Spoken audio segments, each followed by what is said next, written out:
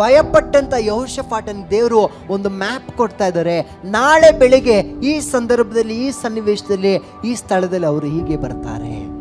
Hallelujah. ಅಂದರೆ ನಮಗೆ ನಾಳೆ ಬಗ್ಗೆ ಕಳವಳ ಬೇಡ, ನಾಳೆ ಬಗ್ಗೆ ಚಿಂತೆ ಬೇಡ. ದೇವ್ರು ಮುಂದೆ ಹೋಗಿರುವಾಗ ಆತನು ನಾಳೆಯನ್ನು ಕೂಡ ಸಿದ್ಧಪಡಿಸಿದ. ನಾನು ಮುಂದೆ ಹೋಗಿದ್ದೇನೆ ಅಂತ ಹೇಳುವಾಗಲೇ ನಮಗೊಂದು ಅರ್ಥ ಆಗಬೇಕು, ನಮಗೆದುರಾಗಿರುವ ಕಾರ್ಯಗಳನ್ನು ಅವರಾಗಲೇ ಏನೋ ಸರಿಪಡಿಸೋದಕ್ಕೆ ಹೋಗಿದ್ದಾರೆ. ಯೆಹೋಷಾಫಾಟನಿಗೆ ಯಾಕೆ ಈ ವಚನ ಬಂತು ಅಂದರೆ ಅವನು ಕಳವಳದಲ್ಲಿ ಇದ್ದ, ಅವನು ಭಯಭ್ರಾಂತನಾಗಿದ್ದ. ಎಷ್ಟು ಜನ ಇವತ್ತಿಗೂ ಕೂಡ ಅಯ್ಯೋ ಹೋದ ವರ್ಷ ಹೆಂಗೋ ಸವರ್ಸ್ಕೊಂಡು ಬಂದ್ಬಿಟ್ವಿ, ಈ ವರ್ಷ ಏನು ಮಾಡೋದು ಅನ್ನೋ ಯೋಚನೆಯಲ್ಲಿದ್ದರೆ ದೇವರು ಹೇಳ್ತಾ ಇದ್ದಾರೆ, ನಾನು ಮುಂದೆ ಹೋಗಿದ್ದೀನಿ, ನೀವು ಕಳವಳಗೊಳ್ಳುವ ಅವಶ್ಯಕತೆ